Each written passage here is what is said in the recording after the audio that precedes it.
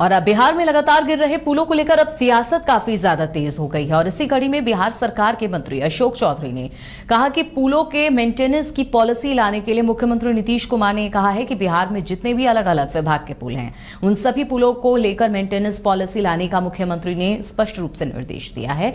और नए पुराने पुलों की स्थिति क्या है, मेंटेनेंस की स्थिति क्या है, इन सभी मामलों को लेकर मुख्यमंत्री ने निर्देश जारी किए।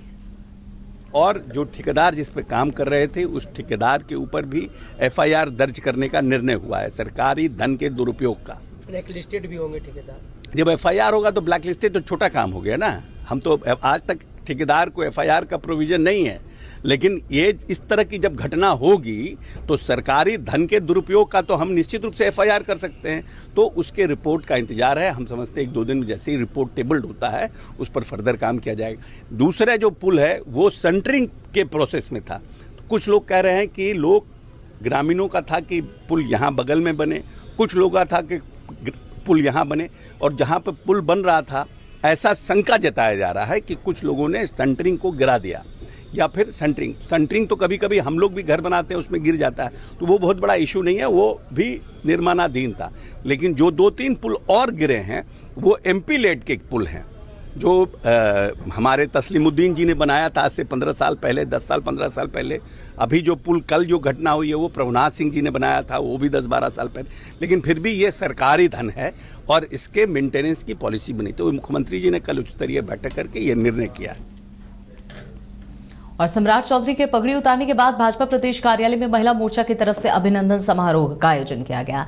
इस दौरान उप मुख्यमंत्री सम्राट चौधरी ने कहा कि मैंने राम के चरणों में अपना मुरैठा समर्पित किया है। बीजेपी बिहार के विकास के लिए संकल्पित होकर काम कर रही है। नीतीश कुमार के नेतृत्व में यह सरकार मजबूती से चलेगी। तौर पर है भगवान राम के चरणों में अपना मुरैठा समर्पित किया हूँ और अब पूरी तरह बिहार के विकास के लिए भारतीय जनता पार्टी संकल्पित है। आदरणीय नीतीश कुमार जी के नेतृत्व में सरकार और मजबूती से चलेगी और अगले 1.5 साल तक बिहार की विकास की जो गाथा है इसको अंजाम तक पहुंचाने का काम नीतीश कुमार जी के नेतृत्व में होगा। और देश विकसित हो रहा है। देश में यशस्वी प्रधानमंत्री नरेंद्र मोदी जी के नेतृत्व में भारत श्रेष्ठ होगा, उसमें बिहार अपना योगदान देगा।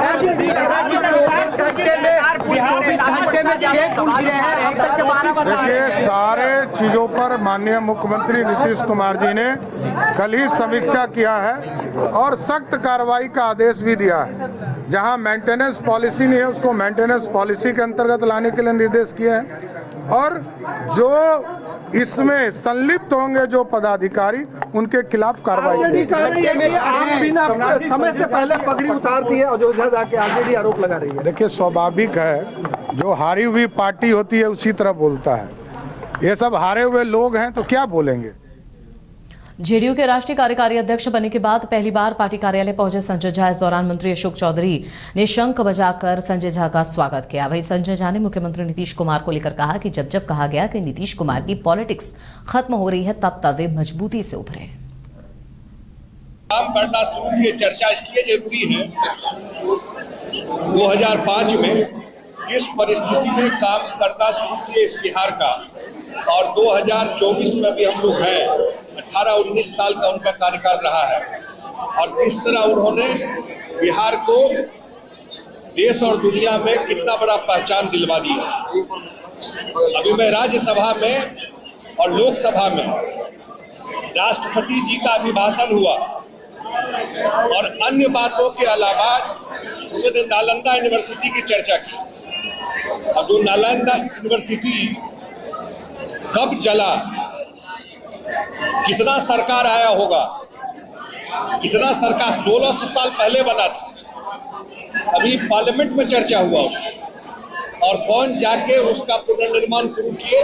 उसी बख्तियारपुर से आने वाले नीतीश कुमार जी जब मुख्यमंत्री बने उसका पुनर्निर्माण शुरू किए। आज इतना भव्य यूनिवर्सिटी बन गया है। मैं इसलिए चर्चा कर रहा हूँ कि जब लोगों को लगता है कि मैं खास करके कुछ दिल्ली में मैं देखता था मीडिया में कि नीतीश कुमार जी का पॉलिटिक्स अब अंत हो रहा है, अपना काम करना शुरू किए, चर्चा